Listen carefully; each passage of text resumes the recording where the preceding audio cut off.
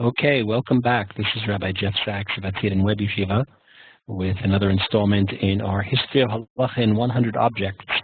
And tonight, although it may not appear that way, we're taking a little deviation because we're talking about the Talmud, not Talmud, the Babylonian Talmud, as a object of study, as an object of veneration, as the kind of central focus and corpus and curriculum of traditional Jewish learning, but the Talmud object itself, you know,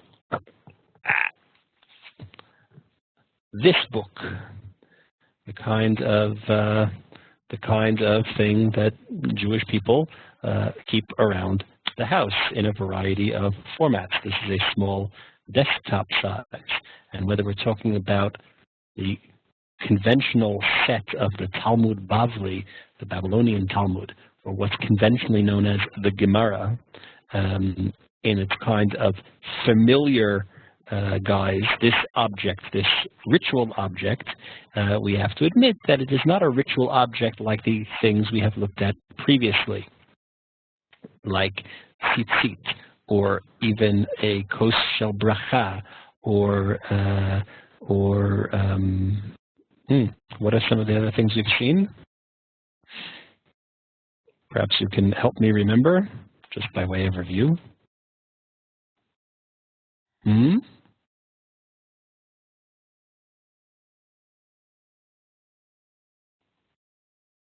No. Yes, that's right. Tefillin and kos shel bracha and tzitzit and mezuzah. These are the things that we've looked at until now. Next week we'll look at the Chanukiah, the Hanukkah menorah, in advance of Hanukkah coming up. The Talmud Bavli itself, although we treat it with respect and according to our practice, a Gemara that would be worn out, pages would be torn, which would no longer be really useful for study, isn't merely discarded, but is put into Geniza for storage. But the book itself, is not a mitzvah object in the same way as, let's say, tefillin are. If one wants to perform the mitzvah of tefillin, he needs access to a kosher pair of tefillin. The Gemara, like all of our books for Torah study, with the exception of the Torah scroll itself, the book itself, while it has sanctity because it contains God's holy name, because it contains holy writings, is merely instrumental in allowing us access to its knowledge. So whether we are studying off of there it is, the iconic page of the Talmud, we'll talk about how it took this shape and form momentarily, or whether we're using some kind of newfangled app that allows us to do it. The essence, although traditional sentiments might dictate for something that looks a little more like that, we have to admit that the app might do the job just as well, and in some ways might be superior. This is a matter of taste and societal norms. I personally am a little bit old-fashioned, even though I stand at the head of something called the WebYeshiva. I'm a little bit of a Luddite in these regards. I've never listened to an audiobook, or I would never read a book off of a device, a Kindle or something like that. To me, the physical property of being in touch with binding and paper is still central to the experience of reading and to a certain degree learning, although we have to admit it's extremely convenient to have access to all these electronic resources. My point being that one who studies Gemara off of something that looks like this, he fulfills the mitzvah identically to one that studies the same Gemara off of something that looks like that. And in that way, the Talmud itself is of instrumental value. The book itself is instrumental value in that it contains the information, but the mitzvah that we are doing, the Torah study itself, stands somewhat independent of the object itself, which is not the case with mezuzah, which is not the case with tefillin. the history of the Talmud text itself is an interesting one. But what the Talmud, what the Gemara itself means as a mitzvah object was articulated in a very lovely way years ago by the American Jewish literary critic Leon Wieseltier.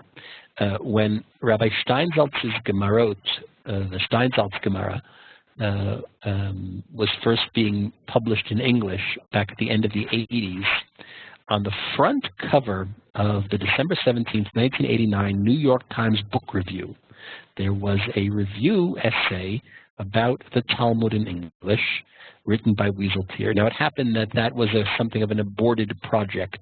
A few volumes of the Steinsaltz Talmud came out in English. You know that Rabbi Steinsaltz, he should live and be well, undertook to translate the Talmud into contemporary Hebrew and to give a kind of contemporary commentary on the Gemara in order to open this book, much of which is, of course, written in Aramaic, to contemporary Israelis, in the way that the art scroll phenomena has done for the English-speaking world, and now art scroll itself has entered the Hebrew publishing world, and those Gemarot were being translated into English, and it was an aborted project, and then only in the last, 2 or 3 years, the Koren publishing house here in Jerusalem, in partnership with Rabbi Steinsaltz, has been putting out the Koren Steinsaltz Talmud in English, and that seems to have been quite successful. So Wieseltier, in this review essay, writes the following: Judaism is poor in images, proudly poor, because images would become idols.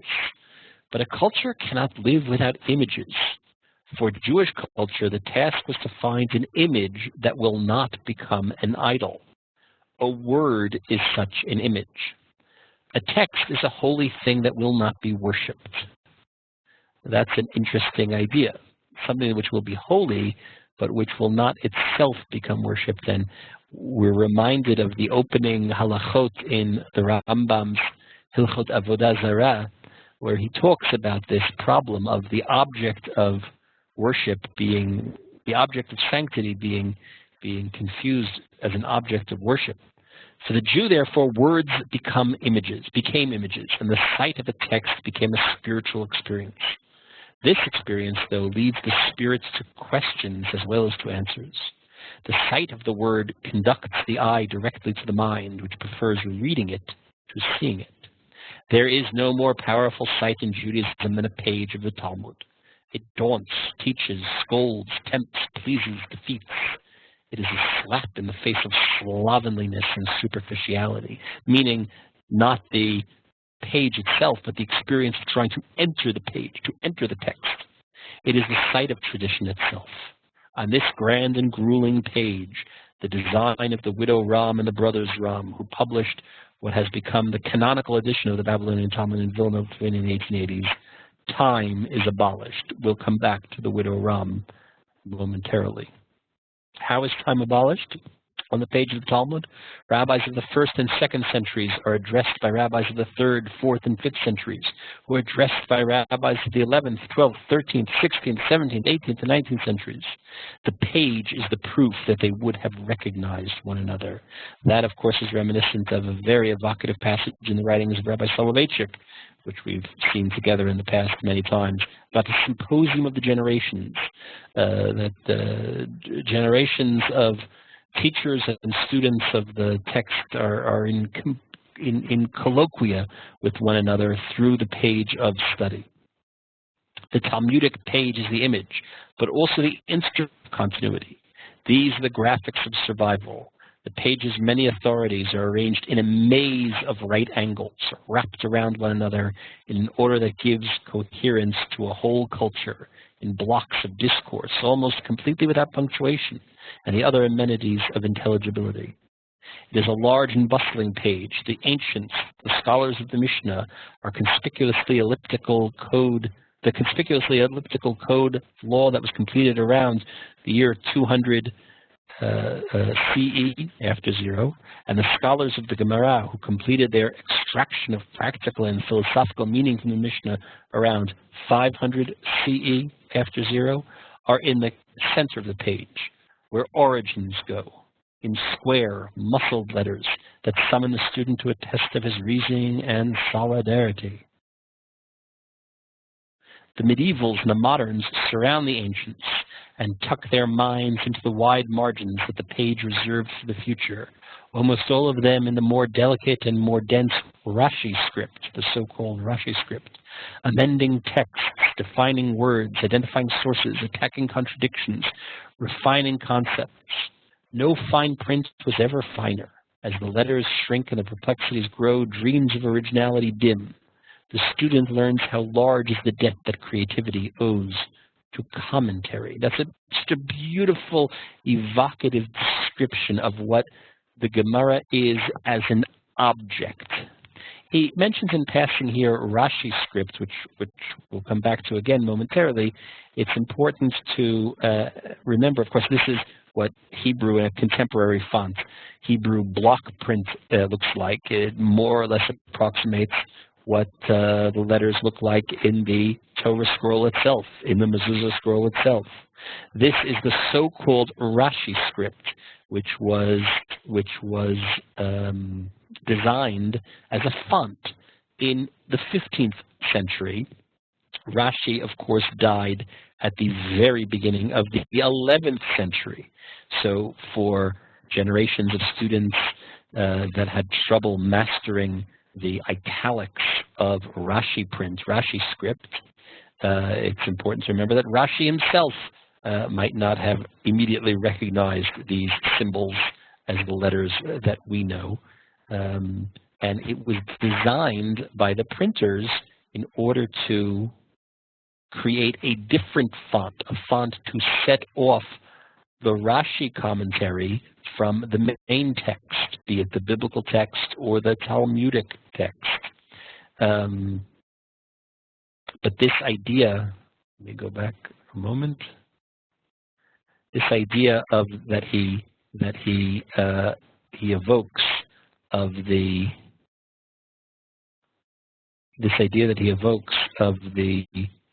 Talmud page, the maze of the Talmud page, almost as a kind of visual symbol of the maze that the study is, that we enter the maze and we can wander around in it and not always immediately find our way out, that the commentaries kind of tuck themselves in around the margins, that a whole body of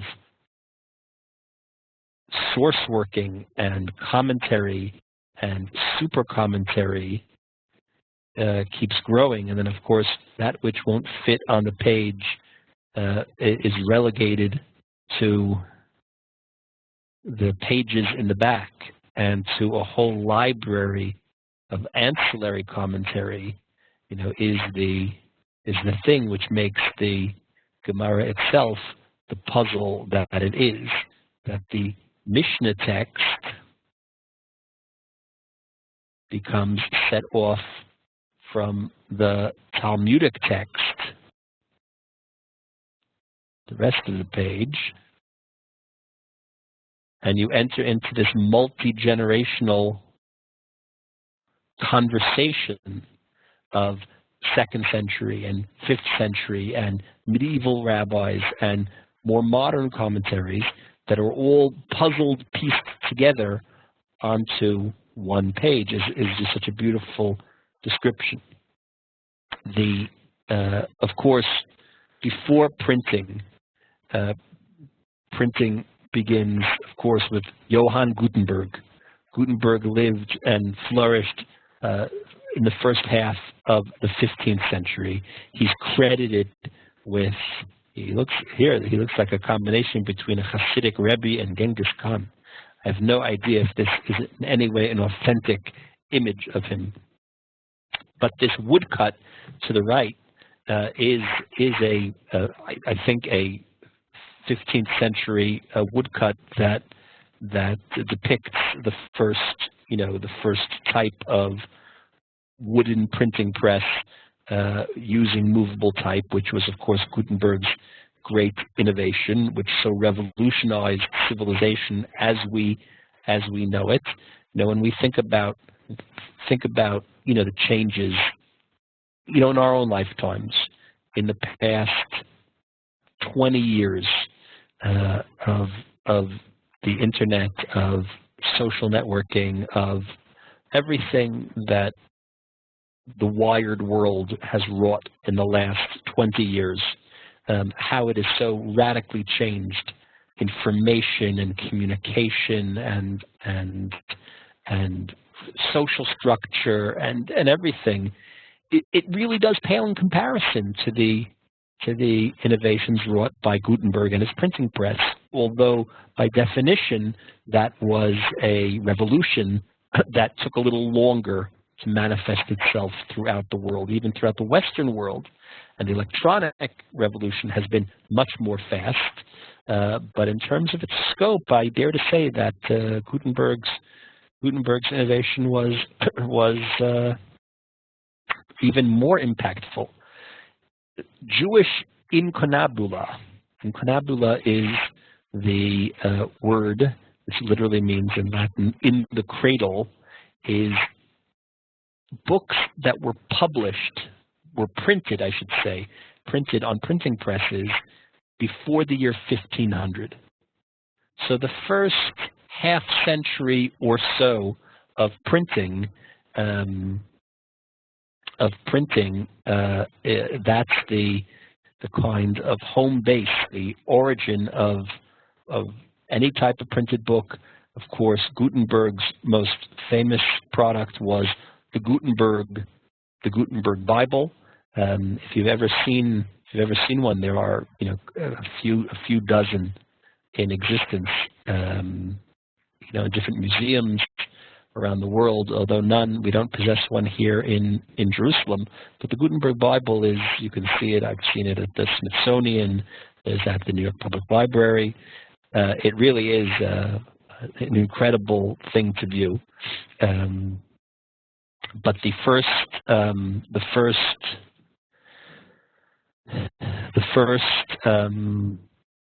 Hebrew book published, which was, we believe, in 1475, was Rashi's commentary on the Bible. Was the first Hebrew book published, but very quickly the Talmud became a kind of focus of Jewish publishing, and to a certain degree it became the bar, the standard by which a Jewish publisher would measure himself to produce a printed Talmud. Of course, prior to printing, the Talmud was written in manuscript, and there are a variety of different Talmud manuscripts available. I'm going to put up in the chat box two different links.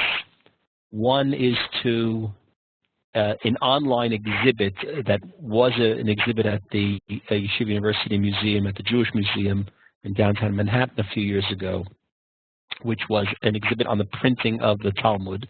And at that website, there's a variety of very interesting essays that you can read by Jewish scholars on the history of the printing of the Talmud, the history of Talmud manuscripts, the role of Talmud study in Jewish life, as well as the images of the exhibit pieces themselves, which are a variety of Talmud manuscripts and printed Talmudim and other things, and then a link to the National Library of Israel in Jerusalem, the manuscript collection that allows you to see scans of famous, important Talmud manuscripts. This is the Forenza manuscript from the 12th century, handwritten manuscripts. We're aware of the problems of handwritten manuscripts.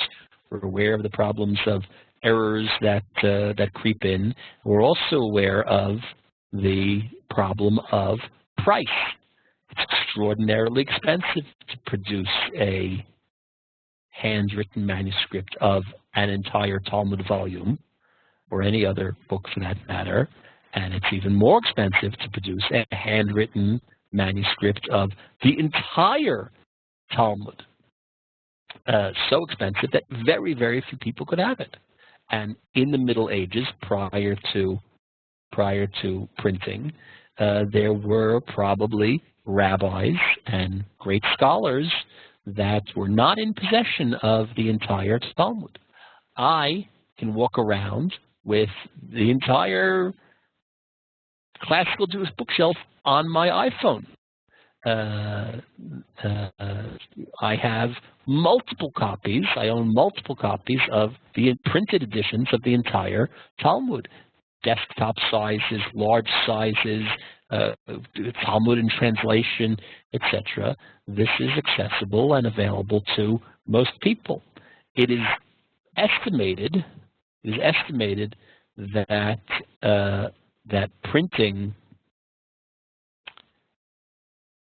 in the general book market, not specifically in the Jewish book market, which of course is a smaller market, and the economy of which and the supply and demand of which, of course, would not be identical to that of the general book market. But it's estimated that in the 15th century in Rome, the general book market, a printed book cost 20% of what a equivalent manuscript would have cost. So if we assume that the Jewish book market was not too different, we don't know exactly what a manuscript of a volume of the Talmud would have cost, but the printed edition, once it becomes available, would have been just 20% of that. And in other places outside of Rome, which was of course a center, it was even cheaper. It was in some places only 1/8 the price of a manuscript. And then later in the 16th century, the value became even more affordable, because in the 16th century, salaries rose, income rose, but for a variety of reasons, book prices did not rise relative to income, to a person's disposable income. And so it became even more affordable to buy printed books. Of course, when we talk about people buying printed books, we're obviously only talking about a certain class of people who, even at the great value of, only 20% the cost of buying a manuscript, could now buy a printed book. Only certain people would be oriented to do so. Only certain people were properly literate in order to have any value from a printed book at all. Of course, you'll notice in the manuscripts of the Talmud, the manuscripts generally contained only the text of the Talmud, Mishnah, and the Talmud itself. And in order to study commentaries, we are so accustomed that the Talmud, definitionally, as Wieseltier described, the Talmud is accompanied by Rashi on the inside margin, Tosfot on the outside margin, a whole variety of super commentaries surrounding them, and a whole variety of other commentaries appended to the back.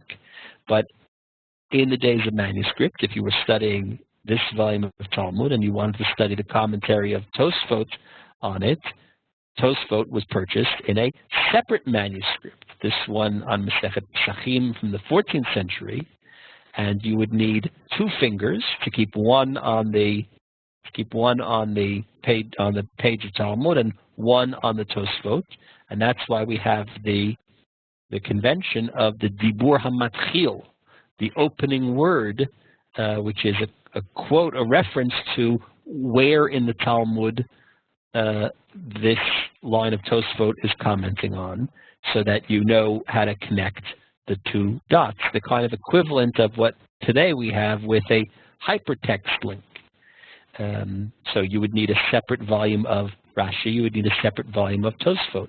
As a matter of fact, you may be familiar with the idea that Tosfot himself, or themselves, refer to Rashi as the kuntris, as the notebook, because the Tosafot, the Tosafists, which, of course, in the first generation were the grandchildren and great-grandchildren of Rashi and their students and followers, possessed the Talmud manuscripts, and they possessed Rashi's commentary on the Talmud in separate machbarot, or notebooks, or kuntrasim, and they would need 2 fingers, one on each manuscript, to follow along.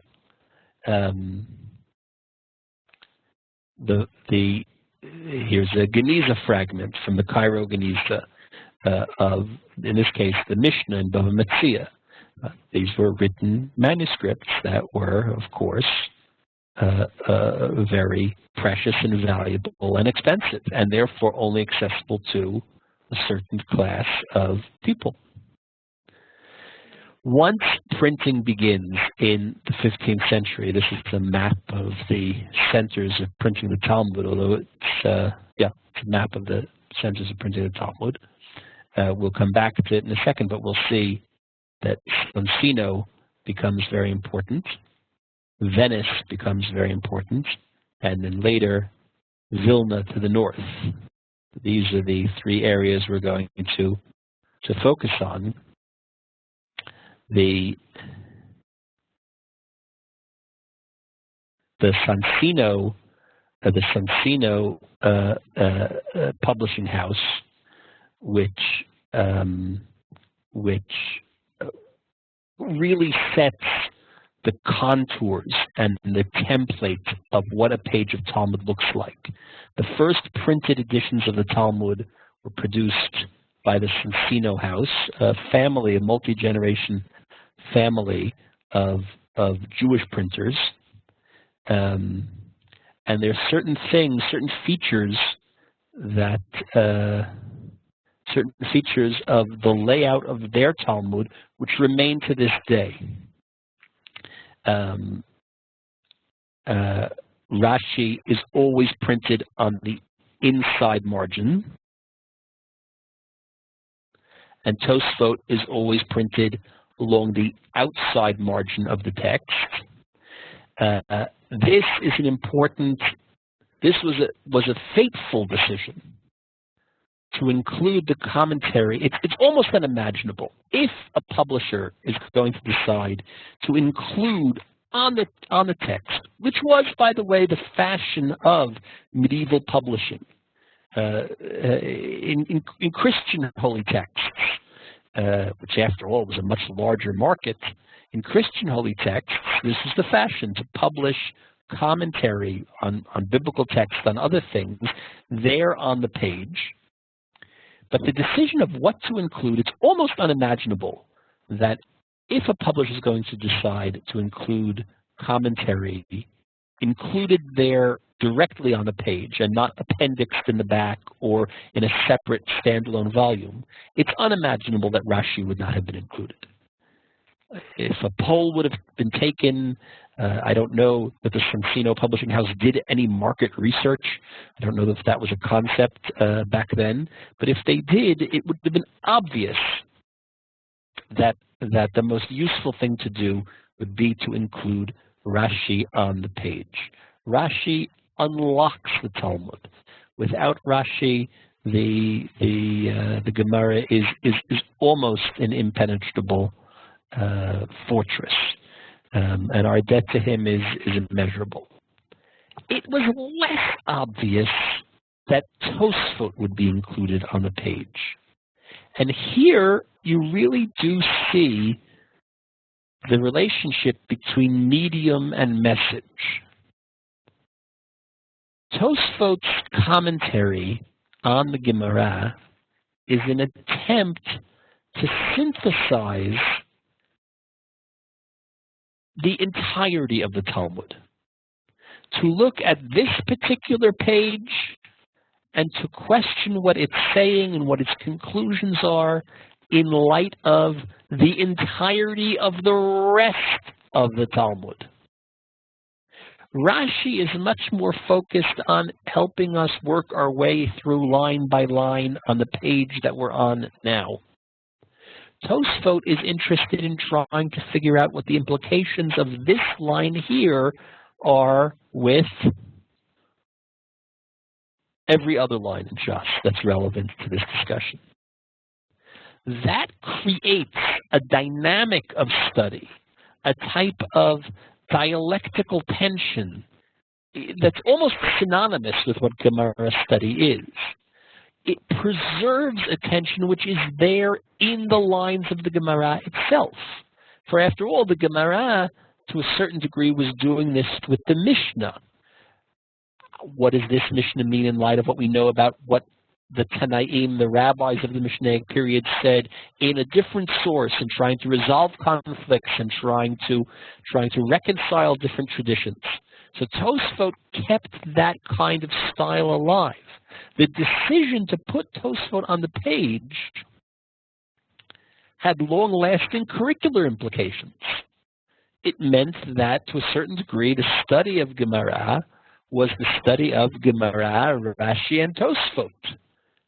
You can imagine a parallel universe in which history unfolds differently, where in the commentary of the Ran, an extremely important commentary on the Gemara, which is usually appears appended in the back of the Talmud, where you flip the reality in the parallel universe, and Tosfot is relegated to the back, to the appendix, and the Ran appears on the page, and it changes, even subtly, the nature of what Gemara study is. I don't want to speculate how the world would look differently or how yeshiva study would look differently, but I have no doubt that it would have been. So this decision made by the Sansinos, by the publishing house, we call them the Sansinos. They were from a town called Sansino in northern Italy. But this decision by the Sansino house, there's a contemporary Jewish publishing house called the Sansino Press, which is named, in their honor. It is not a continuation from the 15th century of the same publishing firm. So this decision by the Sansinos, which became, the default format of what a page of Talmud looks like, remaining to this day, was a very fateful one. In addition, they, as an aesthetic decision, there are always, with very few exceptions where it's just not typographically possible, there are always 4 lines of commentary at the top of Rashi and or Tosfot, and then the commentaries are relegated to the side margins. And this, if we look back here, this remains to this day. There are always 4 lines of Rashi and or Tosfot at the top prior to the beginning of the central text of the Talmud. This became a fashion. It's not a matter of custom or of law, but it became a kind of aesthetic fashion that was instituted by Sansino in the first printed editions of the Talmud, which remains on almost every page. There's some pages where there's no commentary of Rashi or Tosfot. Doesn't happen very often, but I don't know, I'm making this number up, but above 97% the cases, that is the template of what a page of printed Talmud looks like. The first volume of printed Talmud, in the 1480s was Masechet Brachot. A logical choice. The first volume in the order of the Shas is Brachot, so the first volume to be printed was Brachot. It did differ from the Gemara as we have it today. There were 117 unfoliated leaves, meaning pages were not numbered.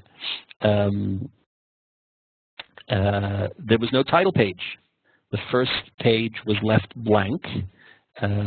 and therefore the first page with text becomes page 2, and that fashion remains to this day, that the first page of text in the Talmud is always Daf Bet Omud Aleph, page 2, side A, because in the folio fashion of printing, each leaf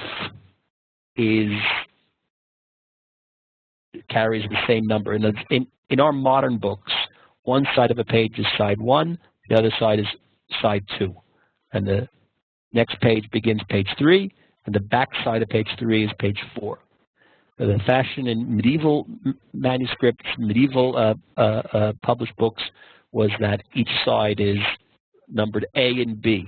So it's page 2A and page 2B, and then 3A and 3B, and so on. I trust you're familiar with this. So the custom is that the first page of text begins on page 2, and although this is not the real reason, it's not a historical reason, there is a kind of moralistic explanation that, of course, there's no beginning. There is no page 1. There's no, Gemara has no beginning, it has no end. It's like a circle. You can jump in at anywhere on the circle and just keep moving around, but there's no beginning point, as it were. You enter the conversation at whatever point it's up to at that point. There's no necessary rhyme or reason to begin one's study of Gemara with the first page of brachot and to move linearly.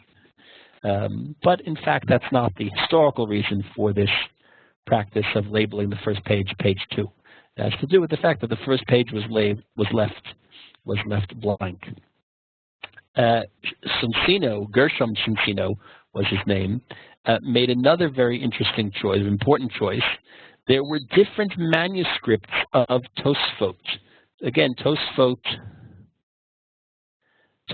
was not a person.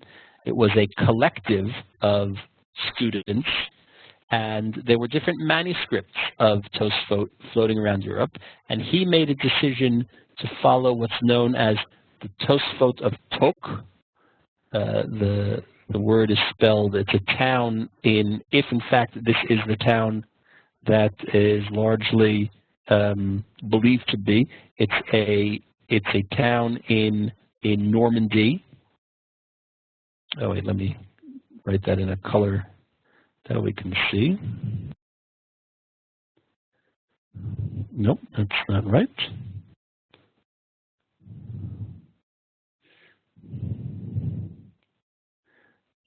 According to most scholars, this is a town in Normandy in northern France. According to others, it might be a different town somewhere in Germany. But according to most understandings, it's a town in northern France. In Hebrew, it's called Tok. That edition of Tosfot became the definitive Tosfot. There are, of course, other editions of Tosfot out there that are available that students in yeshivot study from, but that set the kind of definition for what Tosfot was, which Tosfot became the normative set of Tosfot's commentary. However, Soncino did not produce a full set of Talmud. Select volumes, select Masechtot were chosen and were published, but they did not, at least initially, succeed in publishing an entire, complete set of all of the Talmud, and that was left to Bomberg. Daniel Bomberg, and here's one of the ironies. Daniel Bomberg sounds like a Jewish name, doesn't it? Like you can imagine going to shul and sitting next to a guy named Daniel Bomberg. But Daniel Bomberg himself was a Gentile. Soncino does not sound like, you hear Soncino, it sounds like a character out of one of the Godfather movies. Soncino, the publishing firm of Soncino, was of course a Jewish family.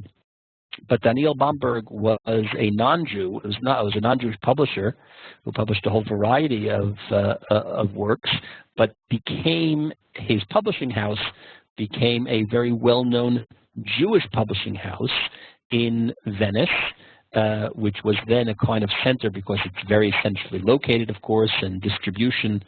Even publishers today worry about distribution because your books don't get into the hands of book dealers or bookstores today. It's hard to sell them. Even in the age of Amazon and the worldwide bookstore, distribution is still very important. So situated in Venice in the early 16th century, Bomberg published a full set of Talmud between 1519 and 1523. Following some of the conventions that Sonsino had already established, Rashi in the middle. In the middle, I mean in the margin closest to the binding of the work. Tosfot on the outer margin, the Mishnah and Gemara text in the center, the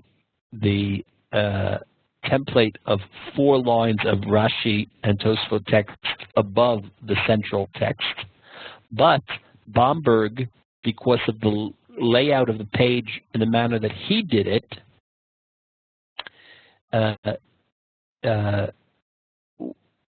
published the volumes in different pagination. And his pagination of the Talmud became the definitive, now almost 500 years later. We're coming up 1519, so in 2019 it'll be the 500th anniversary of the Bomberg Talmud, or at least the beginning of the project. His pagination became and remains the universal pagination order, so that regardless of which edition of the Gemara you have, Steinsaltz or Art Scroll or the English Sonsino or the Bomberg Talmud or the Warsaw Talmud or the Vilna Talmud, you can go to any volume to the same page or the same page reference and it will contain the same text. That Daf Kof Gimel Omid Beis, page 23b, will begin and end with the same exact words and contain the same exact text and the same exact passages from Rashi and Tosfot as any other edition of the Talmud that ever was after him and likely ever will be. And this created the universal referencing system for the Talmud. Lahavdil, the way that scholars of Shakespeare can say Macbeth, Act 2, Scene 3, lines 18 to 24, and that's a universal referencing system to a specific passage in the text. The same way, by the way, that we can refer to a verse in the Bible. The division of the Bible into the chapters and verses, as they are universally known today, is not initially a Jewish innovation. It was a Christian innovation for handy reference, but it's so handy that it was universally accepted even by Jewish scholars, so that one can refer to Devarim, the book of Deuteronomy, chapter 16, verse 11, and universally we all know which pasuk that is referring to. So the universal pagination of the Talmud Bavli, innovated at the beginning of the 16th century by Bomberg, remains to today. And that also is a case of medium and message merging. The idea of a vast array of material.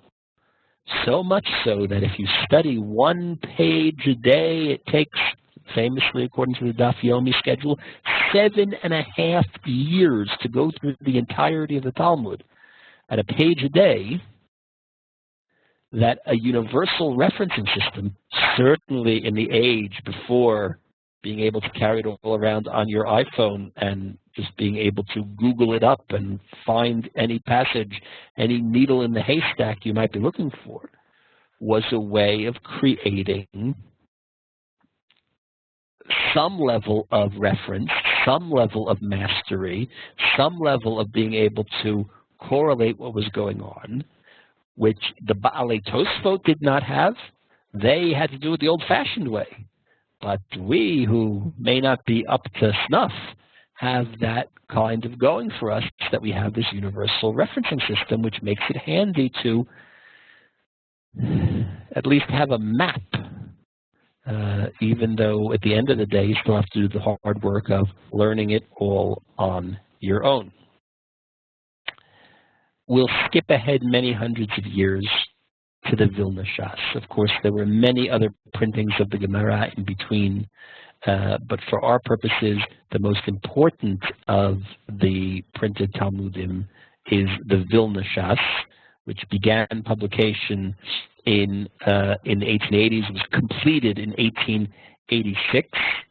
Vilna, of course, was nicknamed perhaps aspirationally, perhaps pejoratively, the Jerusalem of Lithuania, the center of Jewish learning at that point in Jewish history, produced this beautiful edition of the Talmud.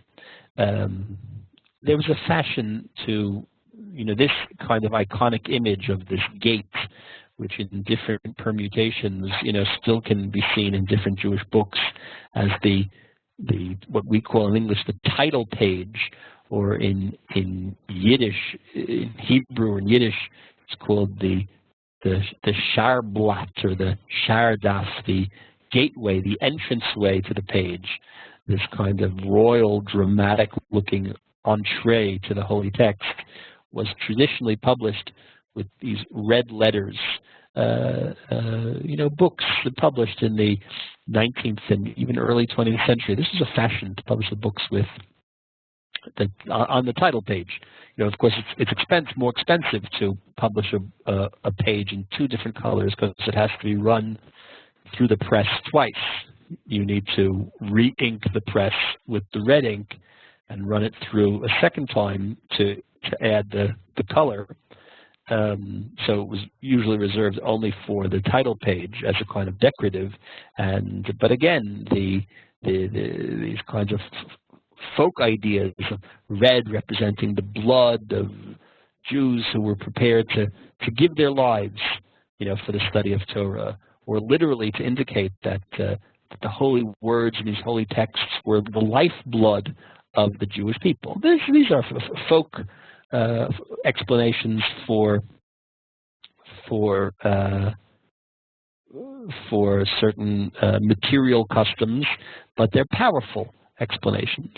The Talmud Bavli, here's first edition, first page of Masechet Brachot. So here's Masechet Brachot, the decorative box around the opening word, the now already universal convention of the top carrying the number of the chapter. This is the first chapter. The name of the chapter, called almost always after the opening word or opening phrase of the first Mishnah, Me'emotai. The title of the Masechta, Masechet Brachot, Bet, to indicate that you're on page 2, in this case 2a. This is the iconic page of Talmud, which was reproduced in photo offsets for 100 years. For almost 100 years, almost all editions of the Talmud were merely offsets of the Vilna Shas.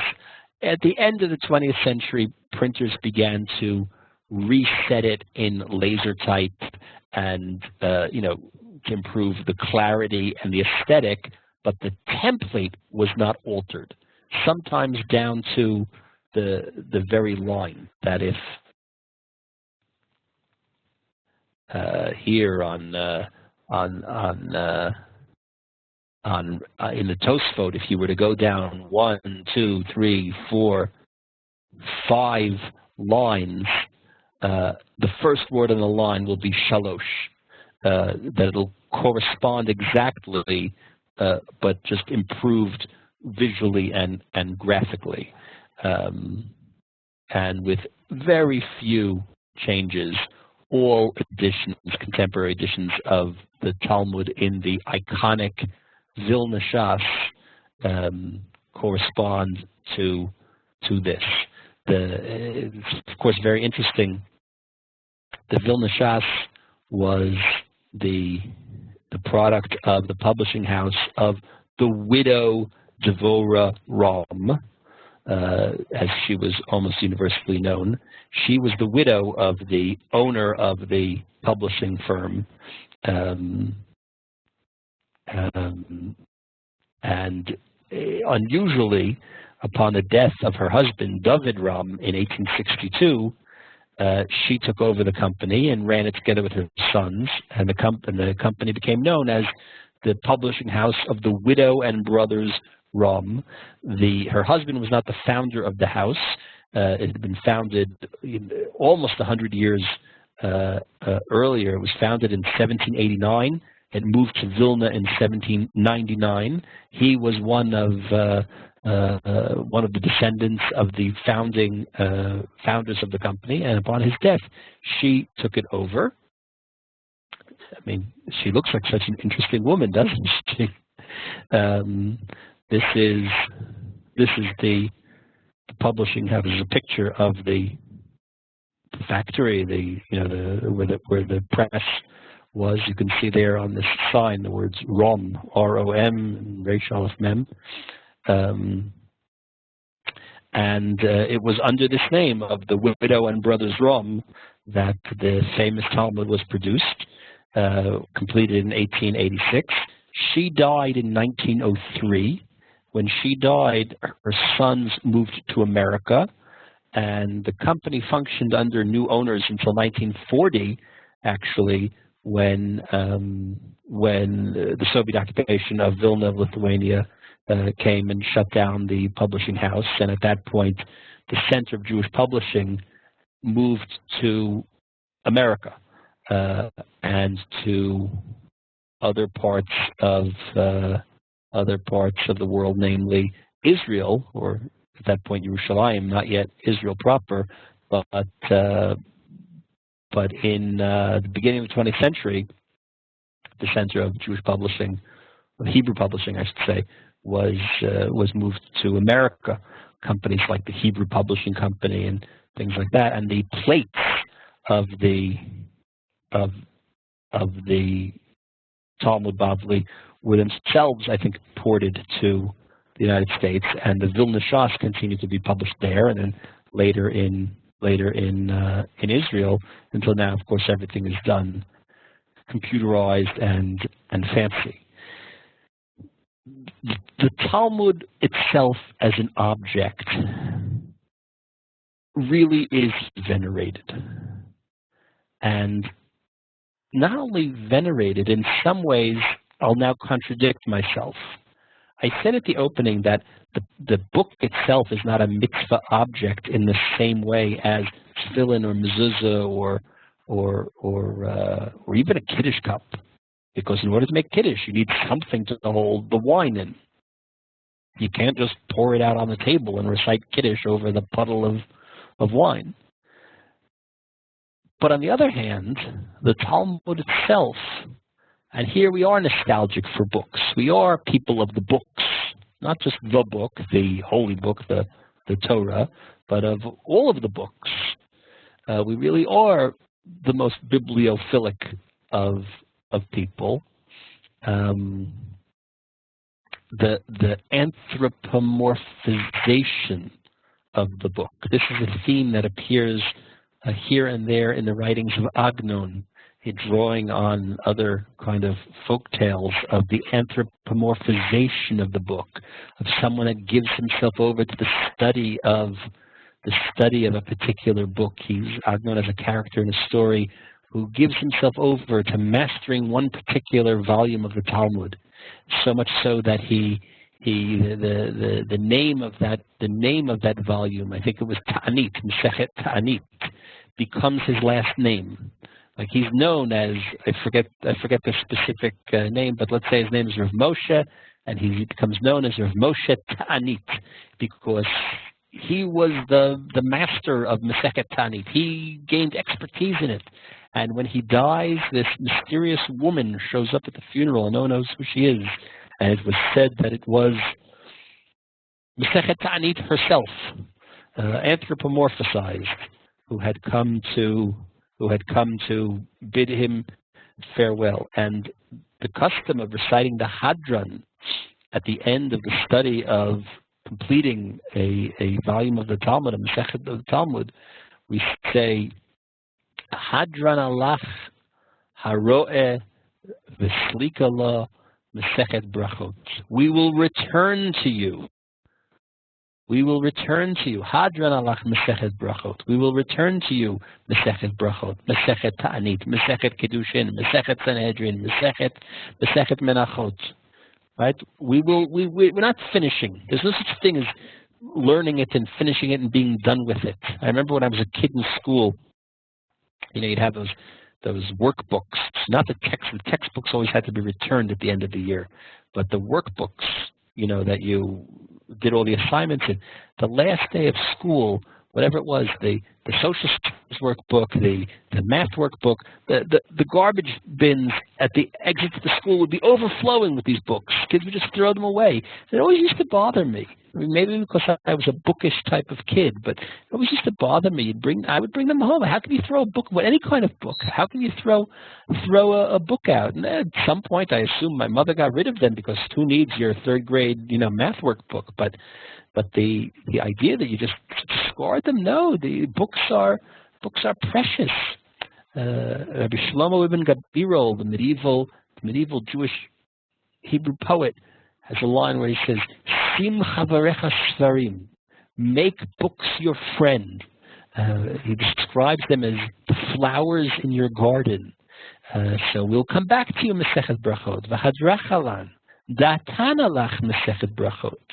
Our mind is occupied with you. We're always thinking about you. The way that Rabbi Soloveitchik described it is the way that a mother is always mindful of her baby. Particularly an infant who's literally dependent on the mother in ways that an older child isn't, where the mother literally feels physically, she feels the need to feed the baby as the milk is produced, and that even if the mother leaves the baby, for a few minutes or for a few hours, she's always mindful of the baby. It's always front and center in her mind. So that's what our relationship to the Gemara is. And we hope you're thinking about us, right? The idea that the Gemara itself is an entity, has a consciousness. We won't forget you. You shouldn't forget us. Not in this world, not in the next. I'll just conclude with a beautiful story. I tried to find it, but the volume that it's in seems to have gone missing from my library. Rabbi Professor David Weiss Halivni, who's a very important academic scholar of Talmud, for many years at the Jewish Theological Seminary in New York, later at a different institution. Today he lives in Yerushalayim and can be seen any day of the week in a set spot in the National Library in Jerusalem. He was known in his youth as an Ilui, as a prodigy, as a Talmud prodigy, and he was taken off to the camps as a child in the Holocaust. And he describes, among the deprivations and the struggles and the trauma of being in a concentration camp, was he was cut off from Torah study. He was also cut off from food, and he was cut off from his family and other things, but he was cut off from learning Gemara. And one day there's a Nazi soldier eating a sandwich, and the sandwich is is, who knows, it's chazatres, it's a ham sandwich, it's the worst of the worst. And the sandwich was the way that you would wrap up a sandwich like in a piece of wax paper. The piece of paper was a page of Talmud. The piece of paper was a page of Talmud, which had been desecrated and was being used as scrap paper in the kitchen to wrap up sandwiches with. And he's a little boy, and he sees this Nazi eating his ham sandwich wrapped up in a page, the way you'd like wrap up fish and chips with a newspaper in London, wrapped up in a page of Talmud, and the page of Talmud was covered in the grease of this ham sandwich, and he couldn't help himself. He knew that he was probably, that he was not probably, he was definitely risking his life, but he goes up to this Nazi and he says to him, "Listen, mister, I need that piece of paper." And the soldier, in a moment of mercy, or in a moment of probably was just too dumbfounded, to imagine what this little Jew kid, wanted his sandwich wrapper for, gives it to him. And he said he carried it around with him throughout the whole war. It was one page of grease-stained Talmud in the book, his memoirs. In English, it's called The Book and the Sword. The Book and the Sword by David Weiss Halivni. He mentioned specifically which page of Talmud it was. He said that's what he had. He just kept learning that one page of Talmud over and over again. He carried it with him, and he describes that he assumes that that page protected him, kept him alive, and it was enough to sustain him, to nourish him spiritually in the darkest moment in history. That is the power of the Talmud as a source of study, but also as an object, and that is what we have dedicated our lives to study and to think about. So that's the Gemara, that's the Talmud, and next week we'll talk about the Chanukiah before Chanukah.